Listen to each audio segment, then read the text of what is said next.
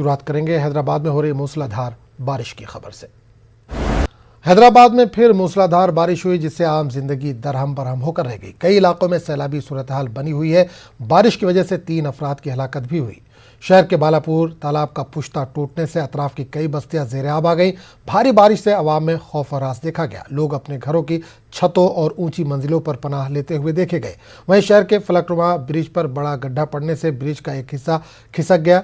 GHMC की जानिब से शहरियों से अपील की गई है कि वो घरों से बाहर ना निकले। भारी बारिश के सबब कई इलाकों में देर रात बिजली सप्लाई मसदूद हुई और दरख्त उखड़ने के वाक़यात भी पेश आए।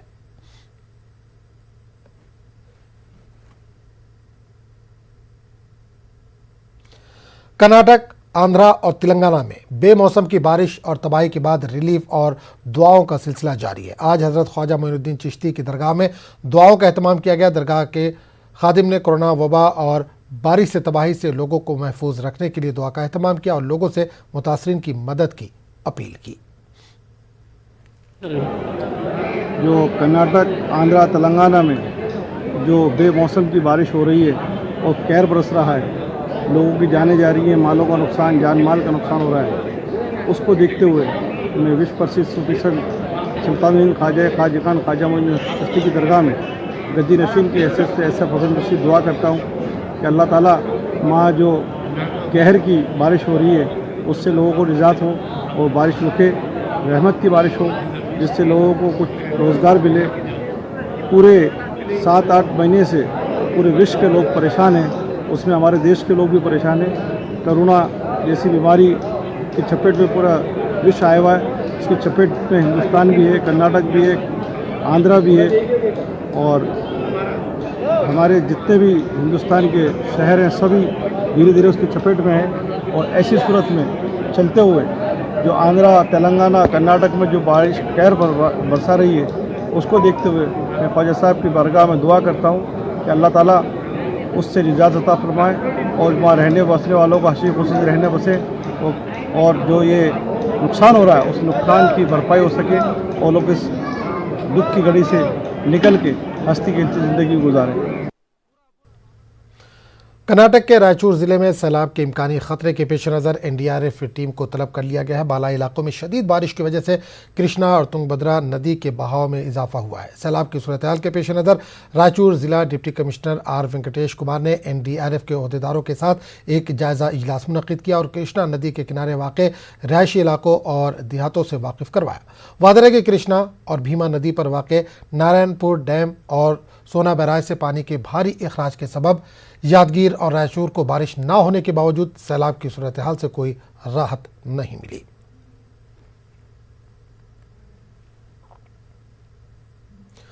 हाथरस आबरू रेजी और कत्ल मामले में हुई फजीहत के बाद CM योगी की पुलिस को सख्त हिदायत के बाद यूपी पुलिस की सख्ती के बावजूद गैर समाजी अनासिर में पुलिस का खौफ कम होता जा रहा है और इस्मत रेजी के मामले थमने का नाम नहीं ले रहे। ऐसा ही एक मामला मेरठ में सामने आया, जहां कराटे सीखने वाली एक तालिबा को उसी ट्रेनिंग सेंटर में कराटे सीख रहे साथी ने दोस्ती की आड़ में अपनी बदनीयती का शिकार बनाया। मामला TP नगर थाना इलाके का है, जहां कराटे कोचिंग क्लास करने वाली एक लड़की का कोचिंग में पुलकित नाम के लड़के से दोस्ती थी। इल्ज़ाम है कि गुज़िश्ता रोज़ ट्रेनिंग क्लास के बाद पुलकित ने मुतासिरा को कॉफ़ी पिलाने के बहाने कार में बिठाया और फिर कार में ही रेप की वारदात को अंजाम दिया। मुतासिरा के घर पहुंचने के बाद हालात बिगड़ने पर इसको अस्पताल ले जाया गया, जहां पूरे मामले का इंकशाफ हुआ और फिर अहले खाना ने आबरू रेजी के मामलात की शिकायत पुलिस में की। पुलिस ने पुलकित को गिरफ्तार कर लिया। मामले की तहकीकात जारी है। मेमो प्राप्त हुआ। उस मेमो में डॉक्टरों ने बताया कि एक लड़की है जो बीमार थी और उसके परिजनों ने शाम को उसको हॉस्पिटल में एडमिट कराया था। इस सूचना पर TP नगर के थाना प्रभारी तत्काल मौके पर पहुंचे और परिजनों से बातचीत की गई। वहां कुछ चीज़ें क्लियर नहीं हो पाई, फिर उसके घर पे जाकर संपर्क किया गया। वहां ये पूछताछ में इनके परिजनों ने फिर ये बताया कि हमारी लड़की एक लड़के के साथ ताइक्वांडो की कोचिंग करती है। कल शाम 7 बजे शुक्रवार को घर से निकली थी और वहाँ पर कोचिंग की क्लास बंद थी। फिर अपनी स्कूटी खड़ी करके उस लड़के की गाड़ी में बैठकर उसके साथ गई थी। जब मेमो हॉस्पिटल से मिला तो तत्काल पुलिस ने तत्परता दिखाते हुए परिजनों से संपर्क किया और ये बात सामने आई। लड़की ने बताया कि वो लड़का गाड़ी में मुझे लेकर गया और उसने मेरे साथ जो है गलत हरकत की। इस पूरे मामले में घर जाकर तहरीर थाना पुलिस ने ली, तत्काल मुकदमा पंजीकृत किया गया। वो लड़की तब मेरे कोचिंग में आती टाइकोंडो में, तो उसने मेरे से मिलने के लिए बुलाया डाउनटाउन पे। डाउनटाउन में बैठे हम आधा घंटा, उसके बाद फिर हम आगे जाने लगे तो आगे वाली सीट पे सारा खून हो गया। और मेरे पे जो भी आरोप लगाए जा रहे हैं वो सब बेकार है, गलत है, वो मैं कोई आरोपी नहीं हूँ। तुम आप करते चाहे मेरा मेडिकल करा सकते हो, मेरा आप मेडिकल करा सकते हो, मैं मेडिकल के लिए 100% तैयार हूँ। कर्नाटक में कोरोना के मुफ्त इलाज की सहूलत मौजूद है। हुकूमत की स्कीम के तहत बड़े से बड़े निजी अस्पताल में मुफ्त इलाज का इंतजाम है, लेकिन जानकारी न होने के सबब लोग अस्पतालों में भारी रकम अदा कर रहे हैं। इस सिलसिले में लोगों में बेदारी और रहनुमाई के लिए बेंगलुरु में मुस्लिम नौजवानों की टीम सरगर्म अमल है। इमरजेंसी रिस्पांस टीम कोरोना के मरीजों को सरकारी कोटे में बेड हासिल करने में मदद कर रही है। इस टीम की कोशिशों से गुज़िश्ता 3 माह में तकरीबन 400 मरीजों का मुफ्त इलाज हुआ है।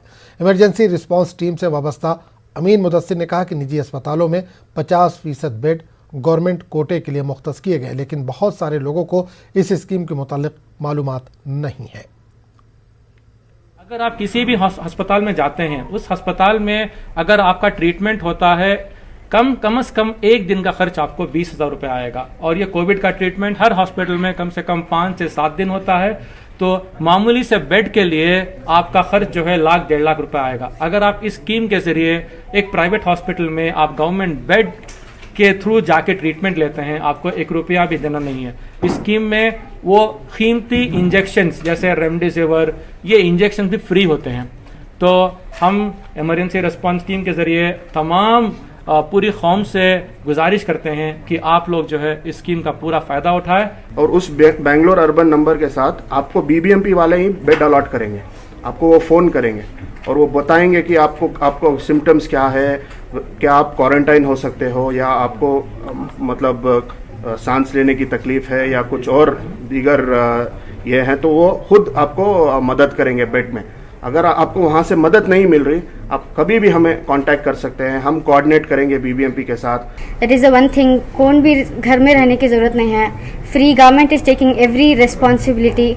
आप जाइए, take your treatment, no it will be for free of cost.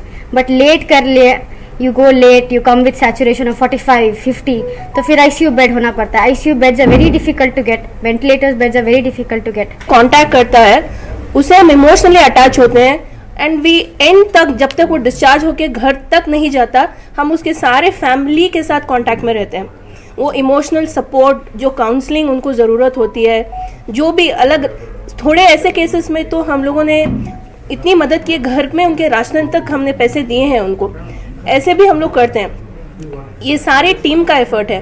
एक जान अगर आप बचाते हैं तो पूरी इंसानियत को बचाने के एक ये हैं। तो हम लोग जो है इसको फॉलो करके, हमारे हुजूर सल्लल्लाहु अलैहि वसल्लम जो सिखाए हैं, हम लोग उसको फॉलो करके जो काम कर रहे हैं, इसमें हमको कुछ पैसा नहीं मिल रहा है। बिहार असेंबली इंतखाबात को लेकर मुस्लिम वोटरों को राग़िब करने की मुहिम में जुटा जेडीयू अक़लियती सेल ने दावा किया कि इस बार के इंतखाबात में सूबे के मुसलमानों का अलग मूड है। अक़लियती सेल के सदर तनवीर अख्तर ने न्यूज़ 18 से बात करते हुए कहा कि जेडीयू के मुस्लिम लीडर तमाम हलकों का दौरा कर रहे हैं। तनवीर अख्तर ने कहा कि नीतीश कुमार ने अक़लियतों के लिए काफ़ी काम किया है, जो काम रह गए उसको भी नीतीश कुमार ही करेंगे। तनवीर अख्तर से बात की हमारे नुमाइंदे महफूज आलम ने। बिहार असेंबली इंतखाबात को लेकर जेडीयू की जानिब से तमाम तरह की तैयारियां की जा रही हैं। आप जानते हैं कि एनडीए में अगर मुस्लिम उम्मीदवारों की बात की जाए तो वही 11 उम्मीदवार हैं जो जेडीयू ने दिया है। जेडीयू के अक़लियती सेल तमाम ज़िलों में दौरा कर रहा है। हमारे साथ जेडीयू अक़लियती सेल के सदर हैं तनवीर साहब। जानने की कोशिश करेंगे कि आप लोगों का मंसूबा क्या है। अब तो एकदम करीब आ गया चुनाव का, किस हिसाब से आप लोगों ने हिकमत अमली बनाई? मंसूबा साफ है कि पिछले 30 सालों से जो यहाँ समीकरण बनाकर राजनीति बिहार के अंदर होती रही है, अल्पसंख्यकों को जो ठगने का काम करती रही है, माई समीकरण के नाम से पति पत्नी की जो पार्टी रही है, और उसी भरम को जो मुसलमान एक ऐसे जगह पे खड़ा हुआ है पूरे बिहार का, जो नीतीश जी की तरफ देख रहा है। आप लोग आप इसके लिए जो है तमाम ज़िलों में जा रहे हैं, क्या इश्यूज़ को रख रहे हैं? क्योंकि पहले से लोग जो है उर्दू के सवाल पर जो है हुकूमत को कटघरे में खड़ा करते रहे हैं कि महकमे तालीम ने उर्दू के साथ नाइंसाफ़ी की। इसके अलावा भी कई सारे मुतालबात हैं, उर्दू के इदारे जो है तश्कील नहीं है, तहलील है, वो भी नहीं कर सके आप लोग। मदरसा बोर्ड का मसला जो है रोज़ाना सुर्खियों में आ रहा है। तो ये तमाम मसले हैं। सबसे बड़ी चीज़ तो ये है कि एनडीए की सरकार पिछले 15 सालों से हमारे नेता नीतीश कुमार नेतृत्व कर रहे हैं और सारे मुसलमानों ने इस पिछले 6 महीना जो कोरोना का पीरियड रहा उस पीरियड में देखा है कि मुसलमानों के साथ नीतीश जी किस ढंग से खड़े हुए हैं, उसे मैं लेकर सामने जा रहा हूँ। लोगों के बीच में जाहिर है वोटर जो है ये तमाम सवाल कर रहा होगा आपसे, तो वोटरों को क्या कह रहे हैं आप लोग? और जो जहाँ तक बात थी कि काम की बात, तो मदरसा से लेकर जो अभी तक आपने देखा होगा कि मौलाना मजरुल हक जो पिछले साल इसको की शुरुआत न्यू डाली गई थी और 1 साल का टाइम दिया था माननीय नेता नीतीश कुमार ने, उस मीटिंग में भी मैं था और जिस दिन उद्घाटन इस बिल्डिंग को जो हैंडओवर किया है अल्पसंख्यकों के लिए, पूरे हिंदुस्तान में एक वाहिद यूनिवर्सिटी है जो अरबी फारसी यूनिवर्सिटी के नाम से अकलियती इलाकों में जनाब, अकलियती इलाकों में आज भी बुनियादी सवाल हैं लोगों के जो कि हल नहीं हो सके हैं, लेकिन अलीगढ़ मुस्लिम यूनिवर्सिटी किशनगंज में उसकी साख कायम होनी है, आपने ज़मीन दे दिया उसके बाद भूल गए। जहाँ तक उस किशनगंज में ही अलीगढ़ यूनिवर्सिटी के साथ साथ उसे भी देखना होगा जो एग्रीकल्चर यूनिवर्सिटी अबुल कलाम आज़ाद साहब के नाम से हमारे नेता ने उसे स्थापित किया और उस जगह पे स्थापित किया जो हमारा सबसे पिछड़ा डिस्ट्रिक्ट है, उसे ही चुना हमारे नेता ने और वहाँ पे बनकर बड़ी बिल्डिंग खड़ी है जो पूरी दुनिया के लोग एग्रीकल्चर एएमयू के हवाले से कुछ कहेंगे क्या? एएमयू की ज़मीन 200 से ज़्यादा एकड़ की ज़मीन हमारे नेता ने उसे उपलब्ध कराई, उस पीरियड में वो हाथ नहीं लग सका। उसके बावजूद भी जो अलीगढ़ यूनिवर्सिटी वहाँ पर जो हॉस्टल चल रहा उसमें वो जगह देकर अलीगढ़ आप लोग देखिए चालू किया गया। आप लोग मरकजी हुकूमत से बात करेंगे कि पैसा दे, सरकार बात होती रही और नेता ने संज्ञान में दिया और जो हमारा हॉस्टल वहाँ पे है उससे यूनिवर्सिटी को चालू किया गया है। आने वाले समय में अलीगढ़ यूनिवर्सिटी जिस ढंग से हमारे नेता ने एजुकेशन पर पहले दिन से न्याय के साथ विकास की जो नारा है और उस ढंग से जो काम किया है, बिना एजुकेशन के, बिना पढ़ाई के मुसलमान आगे नहीं बढ़ सकता है। चलिए, शुक्रिया न्यूज़ 18 से बात करने का। तो आपने देखा ये जेडीयू अक़लियती सेल के सदर हैं और जाहिर है कई सारे सवालों को इन्होंने रखा है, मुख्तलिफ ज़िलों में जा रहे हैं, बुनियादी सवाल उठाने की बात कर रहे हैं, तालीमी मसले को उठाने की बात कर रहे हैं और उन मुश्किलों को भी हल करने का दावा लोगों के बीच में कर रहे हैं। लेकिन ये बात भी बिल्कुल वाज़ेह है कि अक़लियतों के बहुत सारे ऐसे काम हैं जो अब तक नहीं हुए हैं, जिसमें तालीमी इदारे भी शामिल हैं और अलीगढ़ मुस्लिम यूनिवर्सिटी का ब्रांच भी शामिल है। कैमरामैन मनीष कुमार के साथ महफूज आलम, न्यूज़ 18 पटना। खबरों का सिलसिला जारी रहेगा लेकिन एक छोटे से वक्फे के बाद।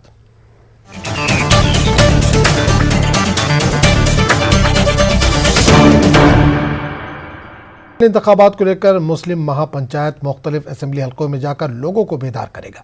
सियासी पार्टियों की तरह मुस्लिम महापंचायत ने मुस्लिम मंशूर जारी किया और लोगों से अपील की है कि वो किसी पार्टी या उम्मीदवार को हिमायत करने से पहले मुस्लिम मंशूर को देखकर फैसला करें। ऐसे उम्मीदवार को जिताने की कोशिश करें जो आम लोगों के मसले पर काम करता हो। महापंचायत के सदर काशिफ यूनुस से इस पूरे मामले पर बात किया नुमाइंदे महफूज आलम ने। आमतौर से इंतखाबात में सियासी पार्टियों की जानिब से मैनिफेस्टो जारी किया जाता है, लेकिन ये पहला मौका है कि बिहार मुस्लिम पंचायत ने मुस्लिम मैनिफेस्टो जारी किया है। हम बात करेंगे बिहार मुस्लिम महापंचायत के सदर हैं ये काशिफ साहब, ये बताएं, जानने की कोशिश करेंगे हम कि ये क्या है, मतलब सियासी पार्टियां आमतौर पे मैनिफेस्टो जारी करती है, आप लोगों ने जारी किया है मैनिफेस्टो, क्या मकसद है? जी देखिए, ऐसा है कि जो सियासी पार्टियां मैनिफेस्टो जारी करती हैं वो बस जारी करने भर ही होता है। जब आप उनके भाषण सुनेंगे, जब आप टीवी चैनल्स पे डिबेट सुनेंगे, तो वो पूरा चुनाव एक दो किसी नेता ने किसी नेता को गाली दे दिया, किसी ने किसी को कुछ कह दिया, उस पे ही पूरा चुनाव ख़त्म हो जाता है। और जनता के जो मुद्दे हैं जो मैनिफेस्टो में हमने दिया है वो जन सरोकार के मुद्दे, उन पे कहीं कोई बात नहीं हो पाती है। इसलिए हमने ये फैसला किया कि जनता का एक मैनिफेस्टो हम देंगे और जनता के बीच जाके ये बताएंगे कि ये आपके मुद्दे हैं, इस पे डिबेट होनी चाहिए, इस पे चुनाव होना चाहिए, ये भाषणों में आने चाहिए। तो इस पे अगर आप वोटिंग करेंगे तो आने वाली सरकार चाहे किसी भी पार्टी की सरकार हो तो वो उस पे काम करेगी। यानी मुस्लिम महापंचायत किसी पार्टी की हिमायत नहीं करेगा, मुस्लिम महापंचायत लोगों में बेदारी मुहिम चलाएगा, लोगों को ये बताने की कोशिश करेगा कि वो अपने बुनियादी सवाल को लेकर आगे बढ़ें, ये आप कहना चाह रहे हैं? देखिए, अभी तक जो हमारी पंचायत है, हमें किसी भी बड़े राजनीतिक दल से, है ना, नए राजनीतिक दलों के बारे में तो कोई नहीं कह सकता आगे वो क्या करेंगे, लेकिन किसी बड़े राजनीतिक दल से कोई खास उम्मीद नहीं है। हम ये समझते हैं कि जनता को अगर हम अवेयर करेंगे और जनता उन्हें मजबूर करेगी, तभी वो नेता और राजनीतिक दल ठीक होंगे और सही रास्ते पे चलेंगे। तो ये मुस्लिम मैनिफेस्टो एक टूल है जिसके ज़रिए हम जनता को सजग करेंगे और उन्हें बताएंगे कि प्रजातंत्र में कैसे नेताओं को और पार्टियों को कंट्रोल करना है, अपनी बातें आपकी वो बातों पे चले उसके लिए। यानी कि मुस्लिम महापंचायत किसी पार्टी की हिमायत नहीं करेगा?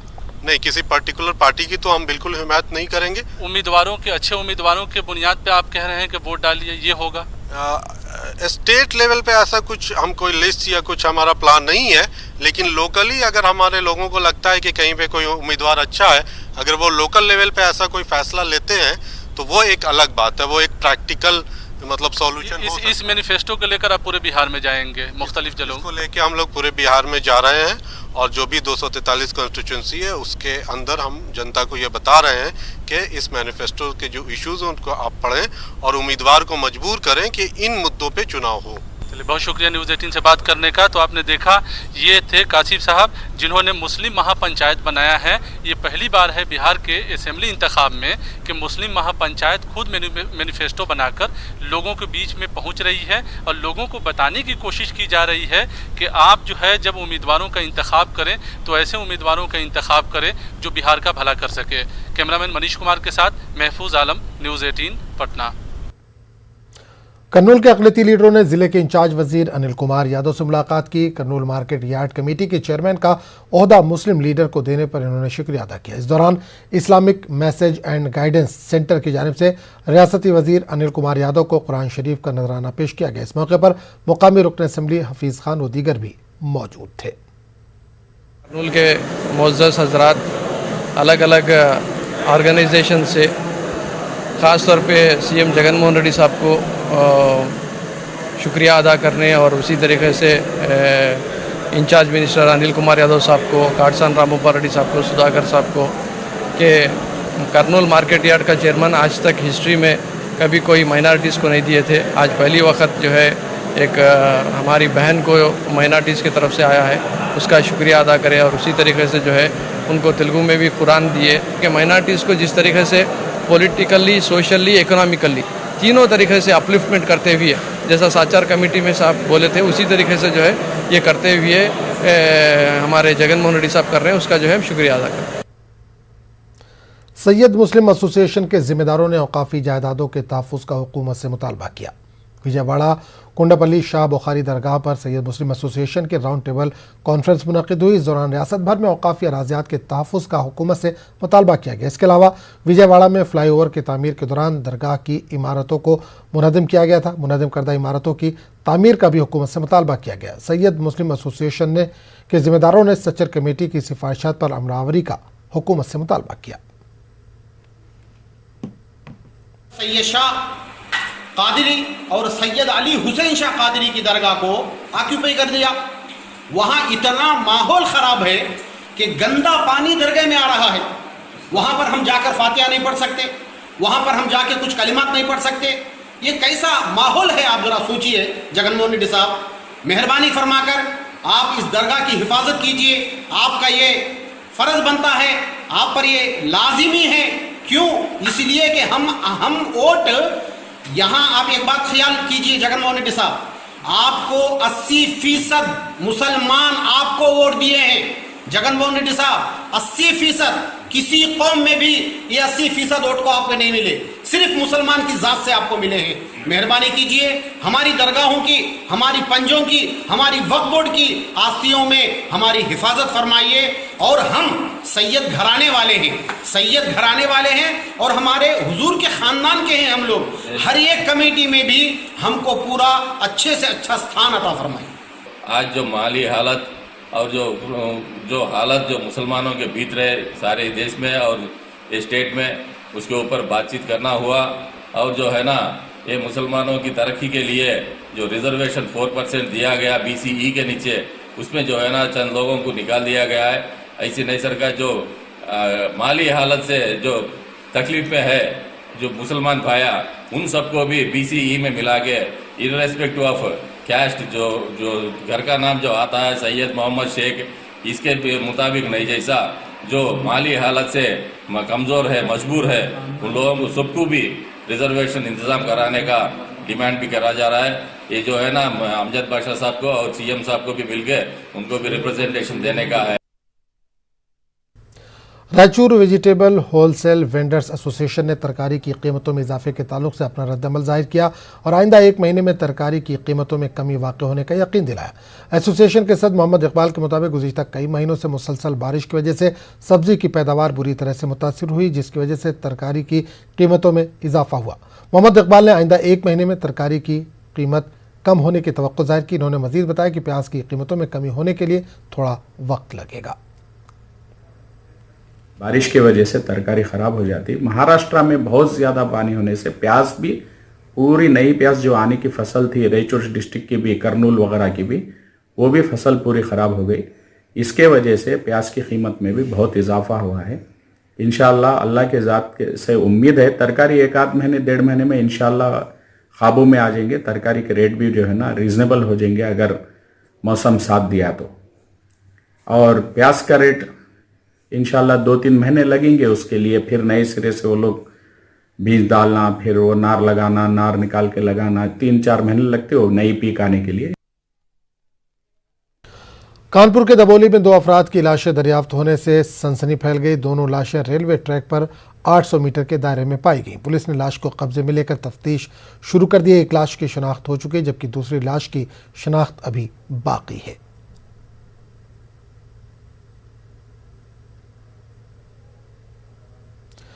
मुस्लिम अक़लियती तलबा को सिविल सर्विसेज इम्तिहान की तैयारी से मुतालिक करनूल में वेबिनार का इनेकाद अमल में आया। आसाम कैडर IAS अफसर आरिज अहमद ने वेबिनार के जरिए तलबा को मुफीद मशवरे दिए। इस मौके पर आंध्र प्रदेश के CEO मोहम्मद अलीम बादशाह व दीगर भी मौजूद थे। सुबह 10 बजे से प्रोग्राम का आगाज़ हुआ। सिविल सर्विसेज में दिलचस्पी रखने वाले तलबा के लिए आज का वेबिनार बहुत अहम साबित हुआ। बोर्ड CEO साहब मोहम्मद अलीम साहब जो है इस प्रोग्राम को चला रहे हैं और इस प्रोग्राम में मोटिवेट करने वाले जो है हमारे डॉक्टर मोहम्मद आरिज अहमद साहब जो है वो आंध्र प्रदेश के ही हैं, IAS ऑफिसर हैं। वो अभी फ़िलवक्त असम में JAD डिपार्टमेंट के प्रिंसिपल सेक्रेटरी साहब हैं। मुसलमान कौम को आगे बढ़ाने के लिए वो एक बहुत बेहतरीन प्रोग्राम लॉन्च किए हैं। ये जो है इसमें 9 पॉइंट्स अबव जो स्टूडेंट्स इंटरेस्टेड जो IAS IPS बनना चाह रहे हैं उन लोगों के लिए एक मोटिवेशन प्रोग्राम चला रहे हैं गूगल मीट के ज़रिए। हर इतवार के दिन ये सुबह में 10 बजे से लेकर 12 बजे तक ये प्रोग्राम चलता है। इसमें इंट्रोडक्शन देना होता है बच्चों को अपने तरफ से, जो अपना टारगेट है, अपना एम है, मकसद जो ज़िंदगी में आगे चलकर वो बनना चाह रहे हैं। इस प्रोग्राम में जो है मटेरियल जो एक दिन पहले ही बच्चों को पहुंचा दिया जाता है और इसमें स्क्रीन में लोगों को मोटिवेशन करते हुए एडमिनिस्ट्रेशन के बारे में बताया जाता था और तमाम अफराद जो है बहुत इंटरेस्ट के साथ इसमें हिस्सा ले रहे हैं। अमेज़ॉन ग्रेट इंडियन फेस्टिवल के जरिए आपको अपनी ज़रूरियात के सामान पर बम्पर छूट मिल रही है, लेकिन सबसे बड़ी डील हासिल करने के लिए बने रहिए अमेज़ॉन के साथ, जो दिन में 3 बार हॉट डील का ऐलान करता है।